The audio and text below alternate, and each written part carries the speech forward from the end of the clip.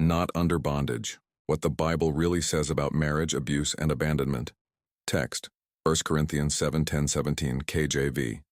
This passage is often ignored or misused, and that's a tragedy.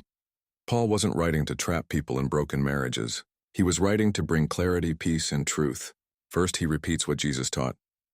Let not the wife depart from her husband, and let not the husband put away his wife. God's design is for marriage to be permanent, but Paul acknowledges something churches often deny. Separation does happen. Then in verse 12, Paul adds a new layer. He speaks to believers who are married to unbelievers.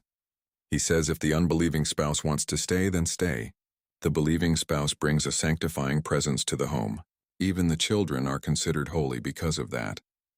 But here's the part many skip over. But if the unbelieving depart, let them depart. A brother or a sister is not under bondage in such cases, but God hath called us to peace. That phrase, not under bondage, means what it says. If the covenant is broken, you're not bound to stay. This isn't just about physically walking out. If a spouse becomes abusive, controlling, or cruel, they've departed from the unity God intended. You are not under bondage in such cases, and Paul gives the reason. God has called us to peace.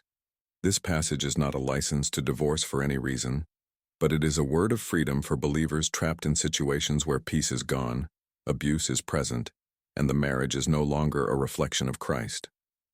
Some say, but shouldn't the believer stay and suffer? Paul answers, what knowest thou, O wife, whether thou shalt save thy husband? In other words, you're not responsible for changing someone who refuses truth. God's heart is for healing and peace, not bondage. And it's time the church started teaching this passage the way it was written.